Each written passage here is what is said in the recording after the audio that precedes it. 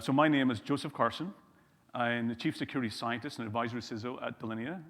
I spend a lot of time doing research and understanding hacking techniques and threat attacks and understanding what's the best practices to mitigate them. But for me, one of the things I've really seen is that the best way that we can advance a lot of things is through gamification. So what I wanted to do was share my journey and a lot of my experiences and some of the things that I think the lessons that you can all take away from is to really take it and help you get on the track to continuous learning and to get some new skills and get it back into enjoying sometimes our very scary work, which is sometimes very fear. If you go down to the expo area and it's threats, risks, espionage, attackers, we really need to bring some fun back into our industry and have fun.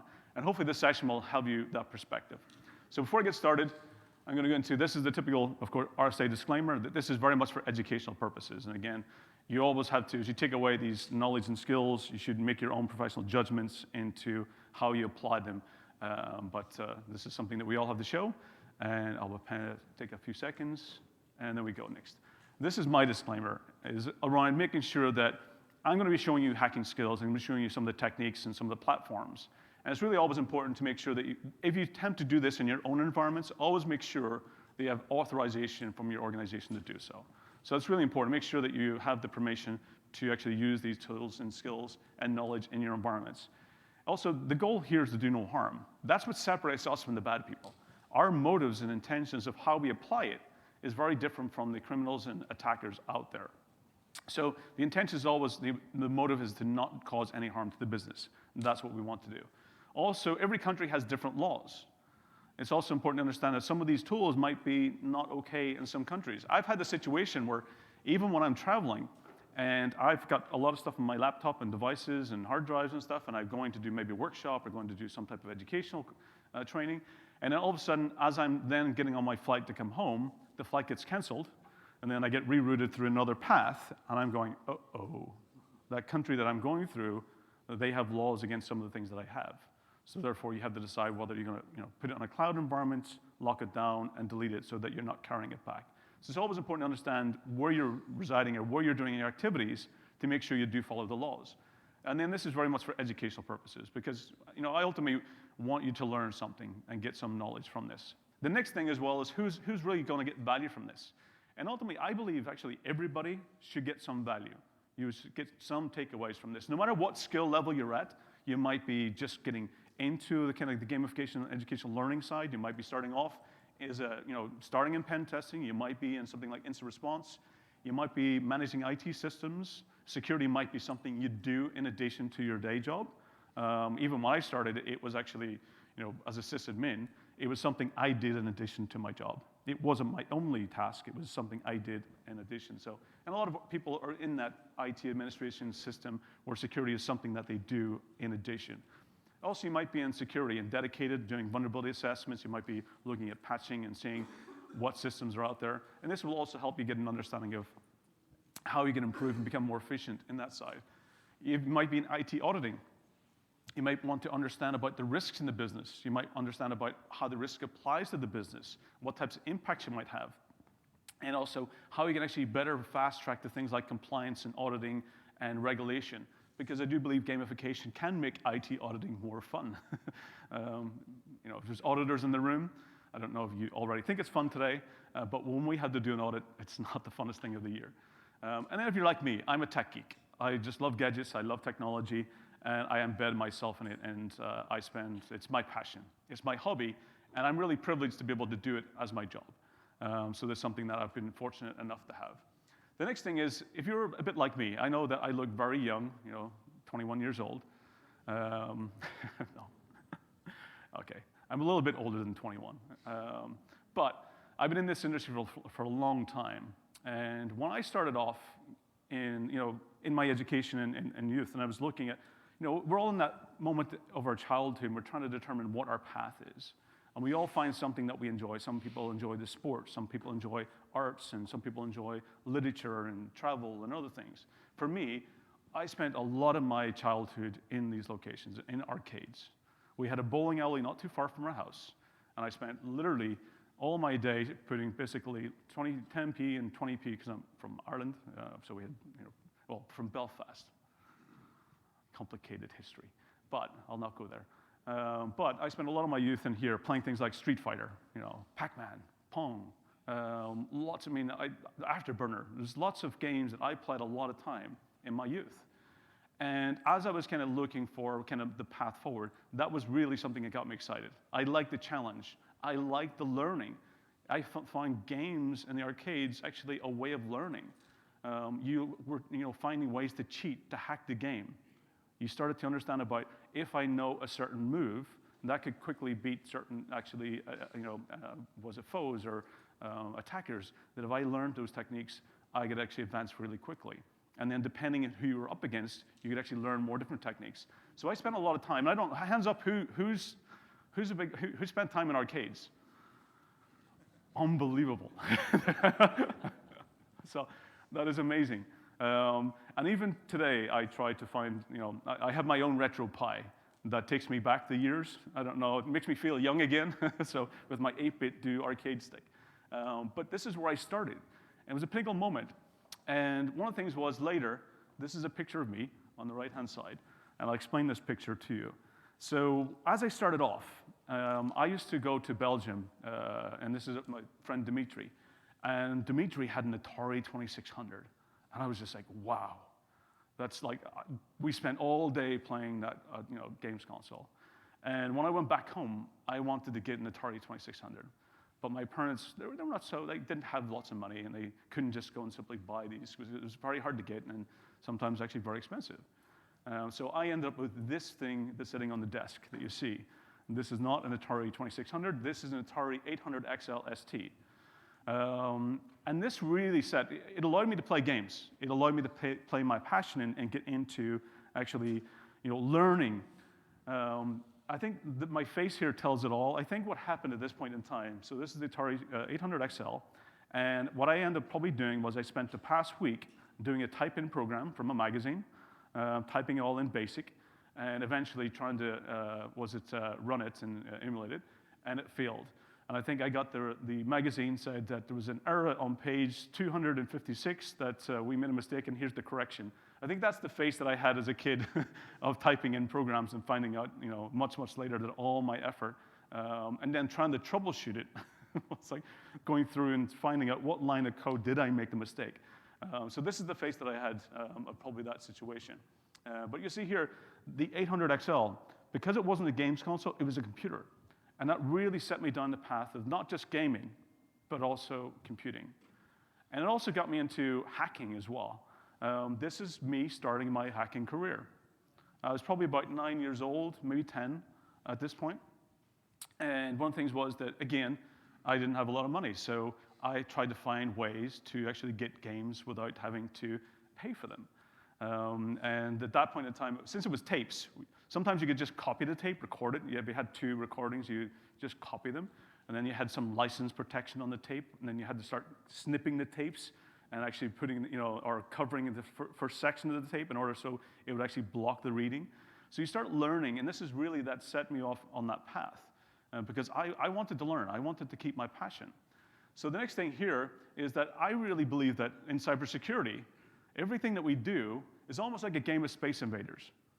Everything that you do is basically you're defending your organizations. We have basically an unlimited number of attackers out there taking advantage. Some are faster than others, some are more advanced, some are more skilled, some are opportunistic, and we spend all our time defending. Sometimes in this case, you might have offensive, so this is why you might be able to attack back. But our job in cybersecurity is almost like a game of Space Invaders. If you think about, we do have these attackers, and we have to understand about the attack techniques they're doing. What's their attack path? How are they doing it? How can we become better and quicker and more advanced? So this is really where I believe that this sets it off. Now, one of the problems we have in our industry is that we can't do the education path that I did. We can't go down that path. That's not going to happen. I spent 7 years in college and university to learn computer science, information technology, and computer studies. We can't wait for the next generation for 7 years. We have to accelerate education and learning. We had to get it where it's also more applicable, because even that 7 years that I did in education, when I started the job, I had to learn a whole new set of things. Education, I was learning COBOL. Then I had to learn Visual Basic in the workplace. And I didn't do Visual Basic at college, I did COBOL. So, I still learned the basics and understanding, which is great. It learned me the ability to learn. And I think that's one of the things we had to learn is the ability to learn, how to quickly change and adapt. This is something we had to get. And we can't sit and wait for the traditional education. We have to find accelerated ways in order to get people who have that passion, who have the willingness, who have the excitement to go and learn something. And the best way to learn is by practicing, by simulating, by getting hands-on. Not by theory. It's actually putting your hands on and actually getting your hands into the technology, getting your hands into understanding. So I think the best way we can solve this is through gamification, is through that knowledge and accelerated learning. And also, some organizations, just come back to that, this also might be the different way that we'll actually hire talent is through gamification.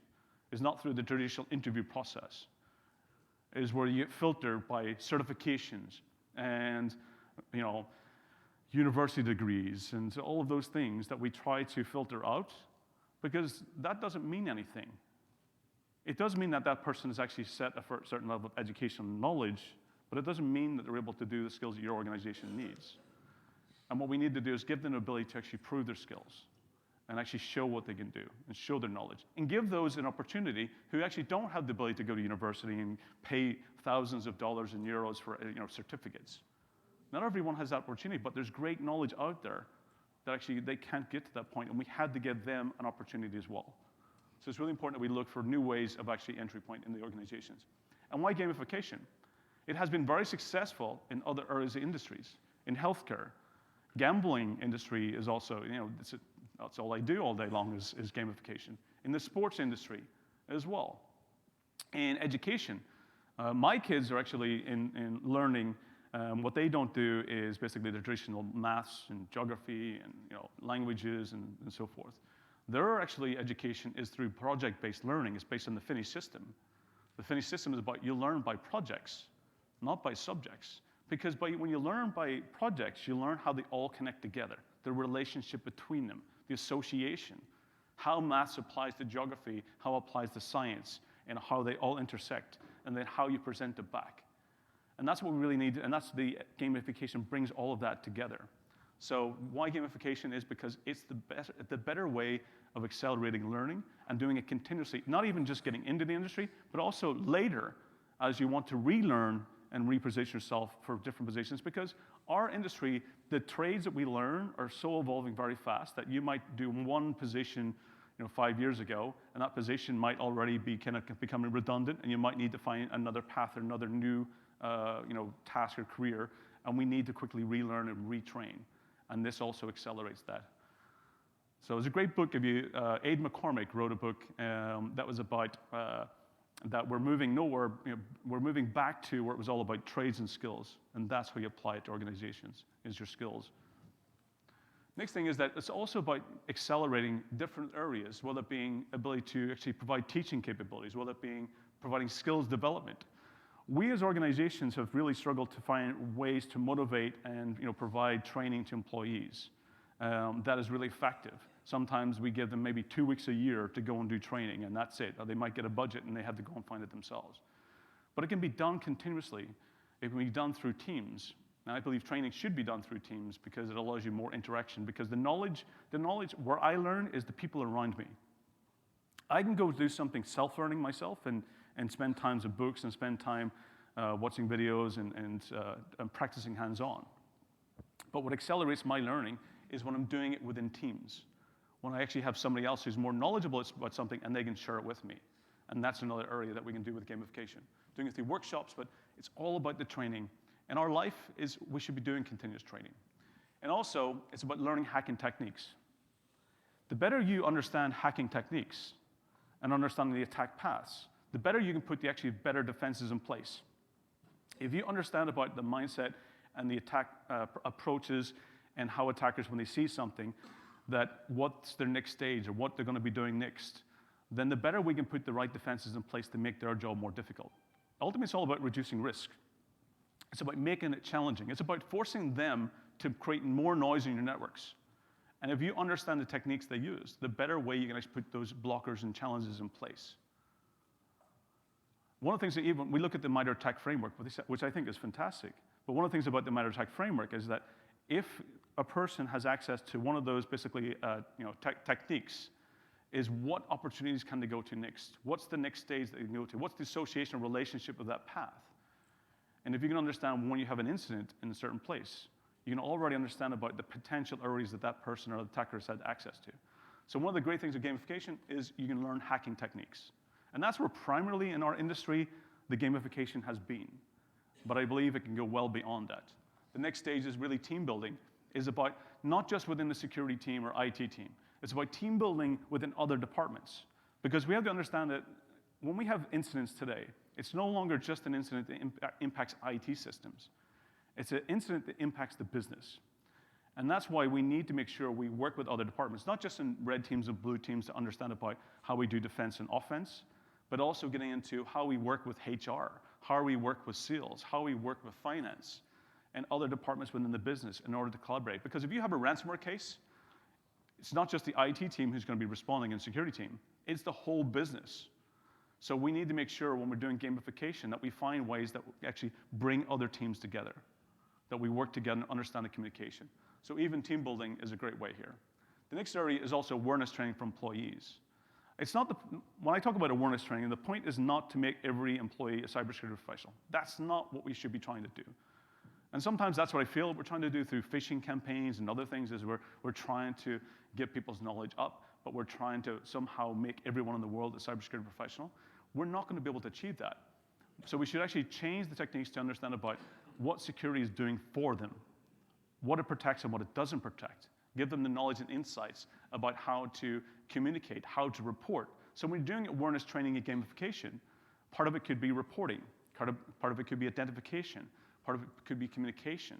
So we have to look at ways in order to make sure that we're not actually doing information overload and we're not doing victim blaming of employees that, you clicked on a link, because ultimately the browser was made to click on. And so we're going to victimize employees for doing their job. You know, it's ironic that we all sit and I think we've had a lot of memes in the last few weeks. Don't plug your USB stick into, charging ports. Don't click QR codes. Don't click on links. Don't leave your laptop unattended while you go to the bathroom. All those things, we're really paranoid. So now when I go to, I'm sitting in a cafe, and my phone's got 2% battery left. And the only way I can look at a menu is actually by clicking a QR code. How are you meant to tell people not to do certain things? So ultimately, we have to look at where people's going and what our recommendations are and how we can make sure they're doing it safely. How can we help them, do that? Because ultimately, I don't think I can get food in I probably wouldn't eat in San Francisco because if I can just click on a QR code to look at a menu. So it's really important we make sure that awareness training is right for the company, right for the people. And it's about empowering them. It's about giving them knowledge. Other things as well is learning and understanding vulnerabilities. This is where I actually spend a lot of time is when a new exploit comes out, is I want to quickly learn. And what I'll do is I'll go to one of the platforms such as maybe TryHackMe, and there'll be already a pre-set up environment of that vulnerability, and I can go through step by step and learn quickly about what the risk is and how I can potentially detect it, how I can mitigate it, how I can reduce the risk. So even to learn specific vulnerabilities, I did this through Log4j when it was Shell Shock, when it was Print Nightmare. All of those things about learning the particular vulnerability and accelerate it, and how these platforms provide that accelerated understanding. So therefore, we can go to our organizations and make sure we can apply the best practices in hardening as quickly as possible. Because it's shared knowledge at that point. And that's what we need to be better at, is sharing the knowledge and working together. The next area is also simulated incident response. Is practice, use gamification to do incident response. I'm not just talking about tabletop exercises. I'm not talking about doing a simulation, but getting into really where you're practicing it. Because there's a big difference between having an incident response plan and actually being incident response ready. Those who are incident response ready do gamification.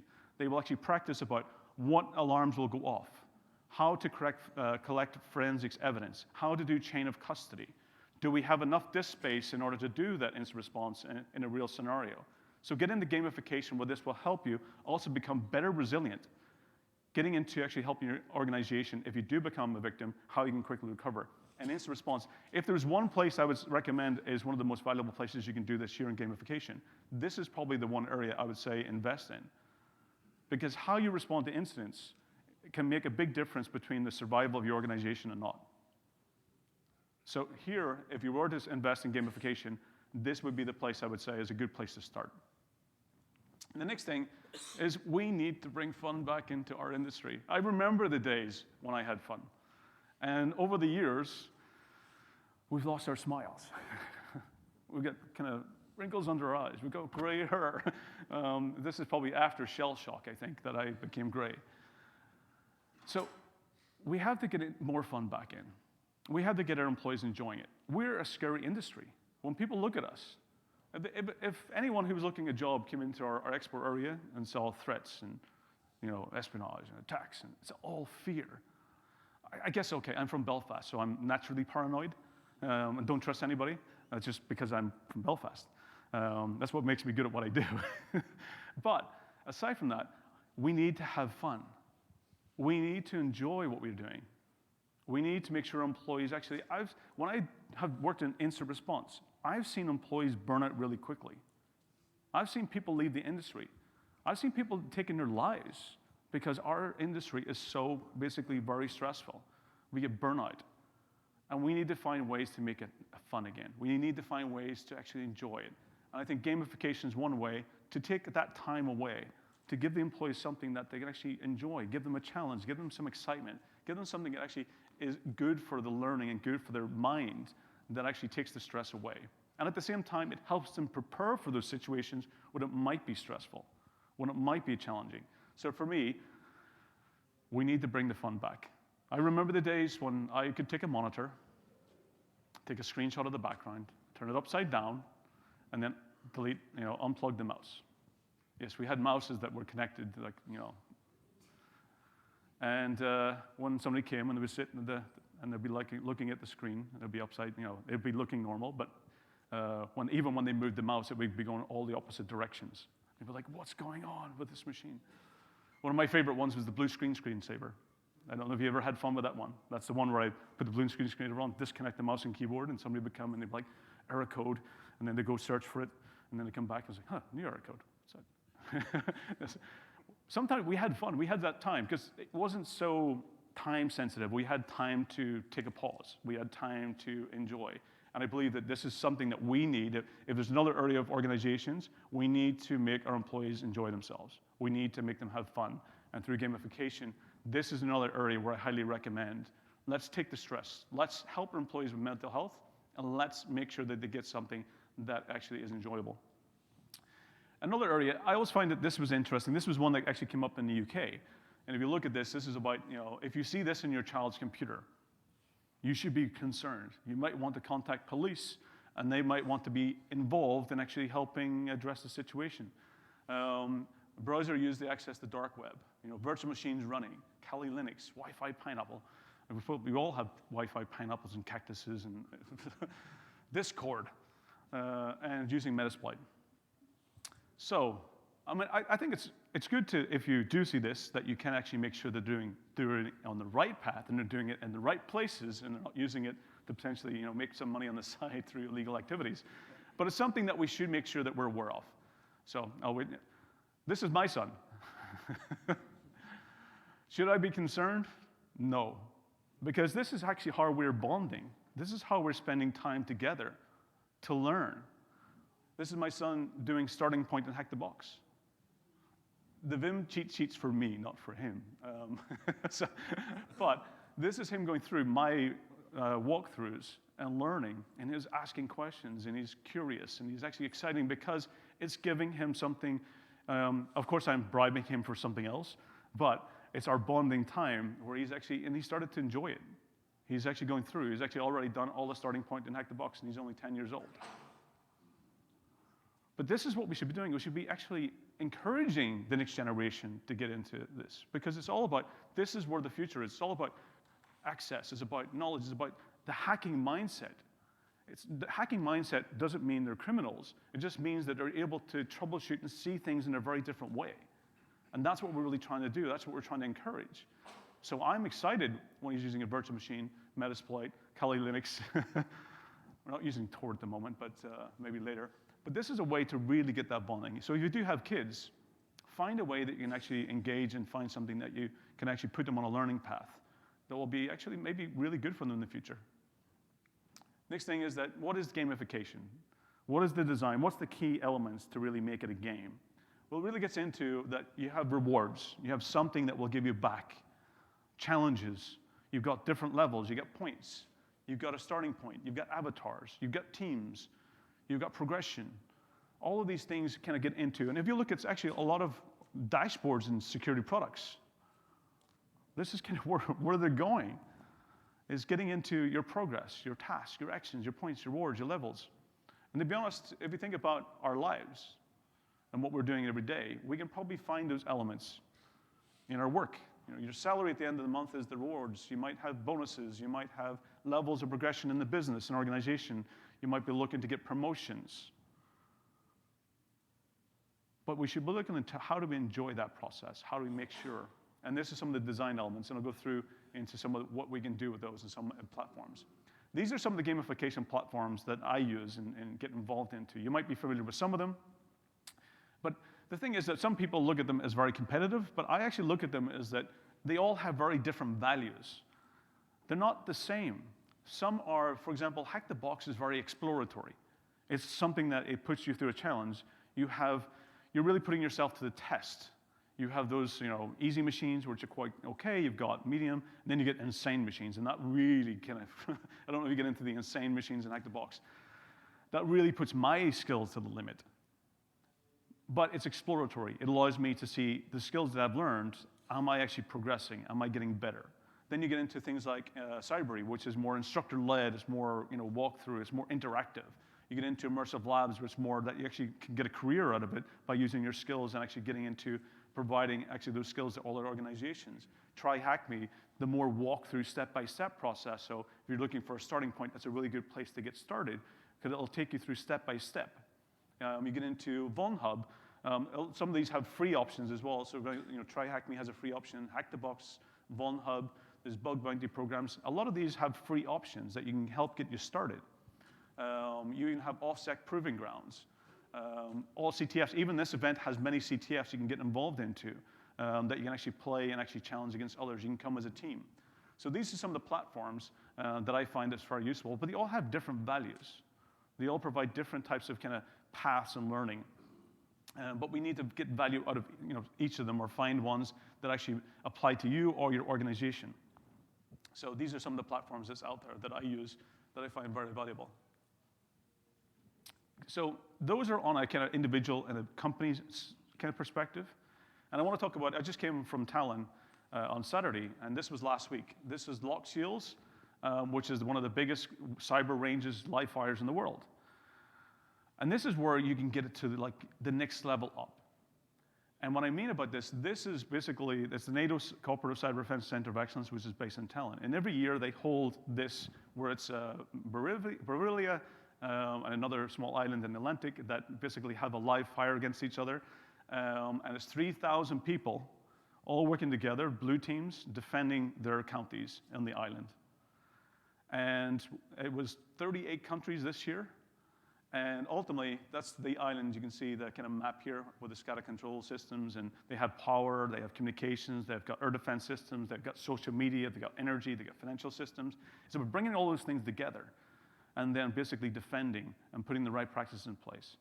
And it's all about collaboration. The goal here is about cooperating. And it's quite impressive. This is over a couple of days, and the lessons you learn from here is amazing. Because I think over the years we've started seeing, in the last couple of years, what we've seen is the countries who become allies against each other and become joint blue teams are the teams that do really well.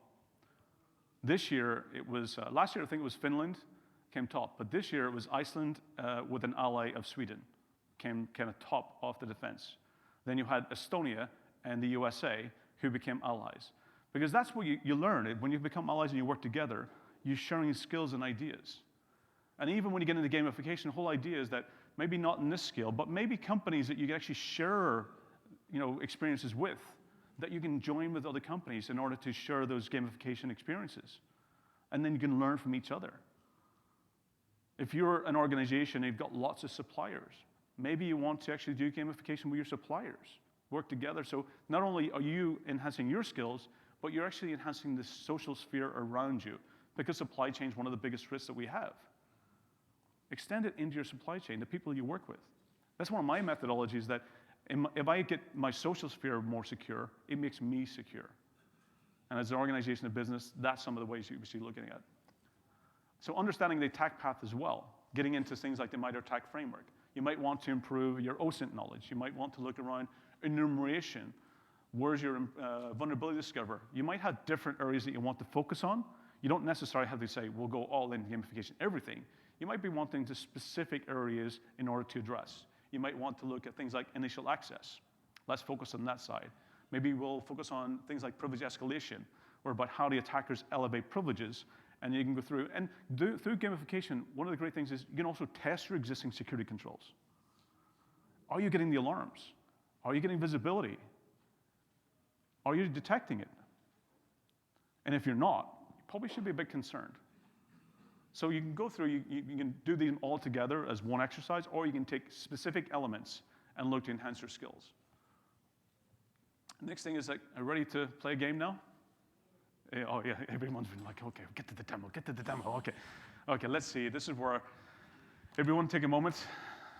Let's pray to the demo gods, and hopefully they will be good to us today.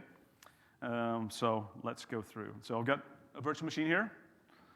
Okay, fantastic. So I'll go through. One is I'll explain what I'm doing, and kind of go through some of the actual platforms. Here, I've just got some of the platforms I'll explain. So this is one that I use commonly because it's the exploratory one. It's the one that kind of really pushes me to the skills. It's one that I use heavily for learning myself. And I also use it because I learn from a lot of other people. I've joined up with teams. I look for people who have expertise other than what my expertise is. My knowledge is great in identity, initial access, and privilege escalation, but I'm not a developer. I'm not great at things like web applications or databases. Even though I have some knowledge, I can navigate and get around, but that's not my specialty. So when I come into an issue, sometimes I'll say, let's team up. Let's find somebody who has that knowledge, and we can work together. And over the years, that's been a great way for me to make really cool friends and learn a lot very quickly. So what you see here, you can see the gamification element. You can see that this is my avatar over here. We can see that I'm labeled a pro hacker. I'm currently got one respect. So if you're out there and you're using Hack the Box, give me some respect. Yeah, I got one. I've made it into the top 100 at some point when I had a lot more weekends to spend time. But you get that element of kind of progress. You can see basically we get down to some of the machines. So I've been doing seasonal. Seasonal is basically that you've got a lot of active machines, and these machines are, for example, different categories. You've got easy, you've got insane, medium. As you can see here, I've done most of the active machines at the moment, but I struggle with insane. Those machines are so way beyond, it's like, you break out of a container, and then you break out of a container, you break out of a container, and it's just so progressive, and it's so complicated, and it expands your skills. But you can see here that even you can see where you've got these green labels, which means that I've been able to get the user and also been able to get the root account. So your little user icon, and then the hash indicates that it's a root. So these are kind of where the machines that there's no walkthroughs, and you really have to either do it yourself or you find somebody who has knowledge and think you can actually do it together. But it's a good way of learning. These are machines. There's also other challenges as well. As I mentioned, you can get into things like hardware challenges. You can get into crypto challenges, reverse engineering, forensics. So not only is it about just getting into a machine, but you can also specifically learn different areas that you might be passionate about. If you're in hardware, you can go down the hardware path. If you're in OSINT and you want to learn about how you can actually find information and be able to find the paths and link them all together, then the OSINT is also great. So we'll go through, and then there's different tracks. So a track is really where you want to learn maybe offensive security, or you want to learn about Active Directory, or you want to learn about Linux. So you got these different tracks that you can actually go down. And then there's the kind of areas of getting into the academies and then the end games and so forth, which gets into events. We go through even the rankings here, then you can start getting into the game side where we're all either working individually and seeing our ranks, or we can see the team rankings, and you can also see country rankings. So my alias, when you see my alias is, I've got 2 aliases. So I don't know if you've been doing things like Hack the Box or Try Hack Me or Proving Ground of Offensive Security. If you do see Wiretrap or Rogue One, those are my 2 aliases. So if you see them, that's probably me playing around. And I'm based in Estonia, so you can see Estonia here. We can see the Estonian rankings. Maybe I'm still first. We don't know. I don't know. It's been a while. Yeah. So basically, then you can look at your own country and see where you fit in. But it's a great way of kind of finding and working through. As I mentioned, Hack the Box is more the exploratory. The Try Hack Me is more of a step-by-step walkthrough. So for example, here's my account I can go to learn. And just to give you one really good example, which was let's say the Log4j, had a good example here. And then this one, I think, was done with John Hammond. And you can see the difference here is that it's more of a step-by-step walkthrough. So you'll start the virtual machine. You'll get access either through a VPN or basically hosted instance. And then it allows you to go through that step-by-step. So I find the Try Hack Me is more of that walkthrough and educational kind of, I don't want to explore, but I can explore if I want to, but it's really taking you through step-by-step. And it will give you those questions that you have the answer that's proving that your knowledge, you're going along the lines. So let's get into the machine that I'm doing today. I've decided to take a simple machine. I could, if you want to, later, we can go through some of the harder machines or the machines that aren't yet public. So if you do want to collaborate and go through my notes and work together, do contact me afterwards. But we can go through one of the machines, just to give everyone a bit of an idea. So one of the first things we have to do is we have to start the machine instance. So that basically gives an instance, and sometimes, depending on your level of entry, you might have a shared instance where other people are also active against. So it's always make sure that if you're using this, try using it in a sandbox, try using it in a lockdown virtual machine, or even try using where they actually have their own instances, where you can use their own pawn box or own parrot machines that provide it, so it locks it down. But using those, sometimes you do lose your edits and changes. I tend to use my own here because I do a lot of customization to Kali as my own preference. So I'm using Kali. I've got the machine started here. It's Driver. I like Driver because it's just a nice machine to kind of share and learn with. I also use Joplin on Kali to do my note-taking. But then what I do is, note-taking is so important. I can't emphasize to take notes and take really good notes.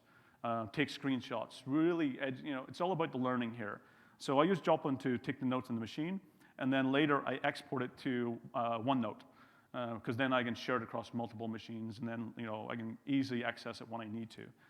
So let's go through. So the first thing I've got here, I've got my VPN running. Let's double check. Let's make sure it's running. So VPN will give me access to the target machine. So we can see here I've got my Ethernet. I'm just going to wait for ton0 to have an IP. It refreshes every 10 seconds. OK, so we've got the IP address. So one of the things I've already done beforehand to make it a bit faster here is I've already done the Nmap scan. So the Nmap scans can take some time. The Nmap, I have my different types of Nmap scans that I do. Sometimes I don't, it's of an active engagement, so like you're doing a pen test, I use other tools. Nmap's very noisy, it can take a long time. So, but for gamification, I tend to use it by default. So you can see here, this is my Nmap scan that I've done. So I've specifically looked at specific ports. I've done default scripts, versions, don't ping the box, output VVV, which is verbose, output the output to an Nmap file, and then that's the IP address range. Now, when you're doing gamification, I really enjoy the fewer ports that come back, because the fewer ports means that it's very specific. When you get tons of ports that come back, that means your threat landscape is so big. And actually, to be honest, sometimes organizations, that's not a bad thing for you to do. It's create more noise for the attackers to take more risk. Because if you have lots of things, and those are some things like maybe active honeypots or deception, they're likely going to go down that path of alarming you very early. So sometimes actually create a lot of doors for them to go down the wrong paths, and they create that noise. Because the fewer doors you leave, and of those fewer ports and doors, are basically the real systems, then they're going to be looking for ways in. So this one's pretty straightforward. Here I've got port 80. You can see here that it's basically an MFP firmware update center. If it says please enter password for admin, so it's already telling me the user. So I don't need to know the user because it's already providing that information. I've also got here SMB ports, and then I've got port 5985, which is WinRM. So I've already got in my mind that, okay, SMB is one of the last things I'm going to go to at this point, so it's probably going to be the website. I need to find credentials, and then I'll be able to use WinRM because I have to have an authenticated user to gain access there. So I'm putting those both together already at this point, and my mind's telling me. One thing I always do at this point is also take a note of the clock skew, because if I ever have to do later some type of ticketing or TGG ticket, then the clock skew is very important, especially in an Active Directory scenario. And since I'm always in different time zones, I'm always having different clock skews. So it's really important to take a note of the clock skew because that will save you later if you have to sync and make your own machine within 5 minutes of the server to make sure you can actually get a ticket. So we have 2 ports here that's really a focus. So one of the things I do tend to be is go to Burp Suite. Burp Suite, I tend to then proxy everything through. I tend to prefer to use the browser in Burp Suite just to keep my searches and my browsing of the target separate. So I have separate chains. We can go, let me quickly just copy the IP here. Go back in, paste it in. So one of the things we get up, and we all remember from basically the Nmap scan. See, I went directly to the website. It doesn't tell me the user, but it said in the Nmap scan in the header, please enter the password for the administrator. So I can already assume, if I type correctly, that the first part's admin. Now we have to go through the second part. And since we saw MFP, we can start thinking that MFP, typically acronym, stands for multifunctional printer. So you can already start thinking default credentials. So we can go through, and most default credentials for printers is either root with no password, or admin with no password, or admin. So we can simply go through and just practice, and of course, just to make it faster, admin. So, and many people don't manage the credentials of printers. And a lot of organizations leave them in hotels. Oh my goodness. I can't tell you how many hotels have default credentials of the printers of admin. So now we can go through and we start seeing that, okay, this is a multifunctional printer. And we can start looking at all these different places. And if I hover over, I can start seeing the home takes me to index.php, which is the default page. About takes me back the same. Driver updates is the same, doesn't go anywhere. Contacts doesn't go anywhere. But I have firmware updates. So if I click here, it takes me to a page. And if we read the text here, it says, select printer model and upload the respective firmware update to our file share. Our testing team will review uploads manually, and then they will initiate the testing soon. So my mind's thinking, okay, I'm trying to now get credentials. How can I use me uploading something in order to try and get credentials that way? So what we can do here is we can create a Windows shell file. So what I've got here is a Windows shell file, and we can take a look at the contents of that. And ultimately, it's saying that here's an icon location on this machine. So if I take this and I upload it, what's going to happen is when somebody executes this, it's going to make a call back to my machine to try and get that icon. That's what I'm forcing it to do. So rather than me uploading firmware, what I've simply done is basically created where their machine will call back to me. And that's very common, is that attackers, especially in open public Wi-Fi, such as here, I could simply be running something like Responder. And Responder is very commonly used by attackers because right now, if I was, of course, on the RSA network and doing this, then if your machines had mapped network drives, you would be actually sharing your network NTLM hashes with me. If your machine was looking for network shares and you're using NetBIOS and LMNR, then I would be doing LMNR poisoning, and I would all of a sudden start getting tons of network hashes. And then that's the point where I hope that you've been very, very smart and chosen wise, long, complicated passwords that I can't crack. So this is where we're kind of looking in that scenario. So let's go ahead, and we've got the Responder running. We're going to take a look, and we're going to upload the shell file and submit. If I go back to my machine here, bang, all of a sudden, that person is now trying to execute the shell file. It's looking for the icon. It's coming back to me, and it's saying, here, give me the icon. And in order to do that, it's sharing its network NTLM hash with me. So now I can take that hash, and I've already put it into a file called TonyHash, because it came back as the user. You can see the user was Tony. Oops. And then the machine driver, and then the hash. So what we can then do is do hashcat. And I've done modes 5600. I've said the hash, here's a word list, and because I've run it before, I'm just disabling the pop file for making it easy of use. And I execute it, and if it's a user-chosen password, which we humans are horrible at choosing passwords, that all of a sudden we can already see that we've been able to crack the password. So now we've got a password. So now we go back, we've already found a way to go from the website and the interface to get the machine communicating to get a password of a user. And now we remember that the other port that was open was Windows WinRM. So now we have an authenticated user. So now we can go through as evil WinRM. We can choose the target machine with the user and the password that we've been able to crack. And now we've been able to gain access to that target machine. And this is really where we've now got the first flag. We've been able to now get a user. And we can go into the user's desktop location and actually capture that flag. Okay? I've already preloaded this machine to make things go faster because I know I'm running out of time, so I'm gonna speed through this. Okay. So I've already uploaded a WinPeas. WinPeas is done by Carlos Polyp. He's awesome, friends. He's amazing. When we use WinPeas, it's more for automation. You typically wouldn't use that in a live environment. You wouldn't use it in a real engagement because it's very, well, you might want to test it because you might want to test your security systems and alarms to see if it's actually working. So sometimes maybe it's a good thing to do it. But you want to do it with permission, of course. So right now, I'm going to go and run WinPeas to see if there's a path to elevation. While I'm doing that, I'm going to go and get this set up. So I'm going to use...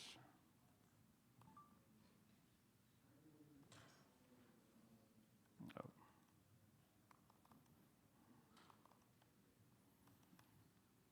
What I'm doing is just setting up a reverse listener here on my port and set up my... set the payload to Windows 64.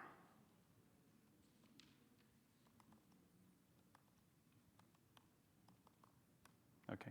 So what I was doing is Metasploit. I'm just setting up a listener to capture one of my ways to elevate further. So what we've done here is we've run WinPeas on the machine. And what you're really looking for is basically any type of indication where there's potential ways to elevate privileges.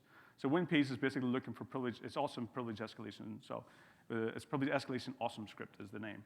And what you're looking for is basically anything that shows red is an indicator where you can potentially elevate privileges. In this machine, of course, there's specific areas. You're going to look for potentially stored credentials. You're going to look for unquoted service paths. You're going to look for potential maybe kernel exploits. In this case here, what the area is here is the PowerShell history file is one of the areas we're looking for. So sometimes it's good to go through here and just see what machines are telling you, what types of information is available. So now what we can do is we can take a look at what's inside that PowerShell. And we can see here that somebody imported a printer of Rico. So what we can then do is say, is there any actually known exploits with Rico printer? So we can use SearchSploit to go and take a look at known exploits. And what I'm looking for here is you can see the right side. If you see RB, you typically know that that's going to be a Metasploit payload. And we can see here that there's a Rico driver privilege escalation Metasploit payload. So we can say maybe that's one of the paths we can actually take an opportunity with. So in order for me to do that, what I want to do is I want to get a reverse shell with Meterpreter, or Metasploit, sorry. So I am going to use, I've created an MS Venom reverse shell in 9001, and I've already set up my listener here. So one of the first things is when I was doing that this the first time, I found that when I actually search for Rico and I try using this, let me escape out of this session because we got a shell. We search for Rico. You actually find that there's two exploits, and you find that the one we were looking at in SearchSploit, which is this one, and it's a driver privilege escalation. When you do it basically by default, what happens is it will hang on the payload, and you start thinking maybe it's a rabbit hole and you go down a different path. But actually what you need to do is, because I actually went in under my payload, it actually then meant that I needed to change the actually path or the process that I was on. So if I do PS, the one I'm currently on doesn't allow me to exploit that driver. So when I was doing this, I found that I needed to do a migrate. And the one I migrated to was Explorer.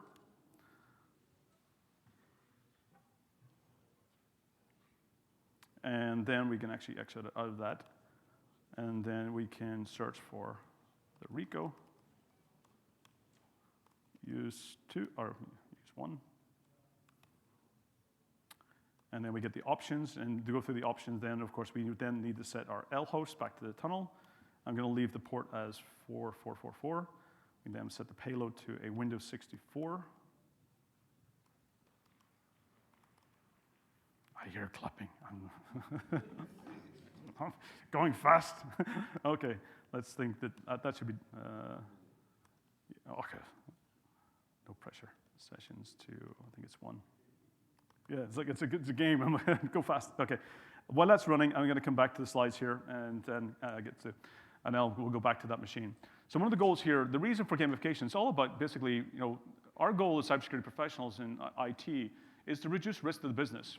It's not to put cybersecurity in place. It's to understand the business risk and outcomes, and really to use our knowledge to reduce risk. And gamification can give us that knowledge about how we can apply it.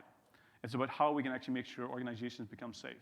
And ultimately, one of the future areas, as I believe that this is an area that we'll actually get into, my kid sits and watches streamers and gaming all day long.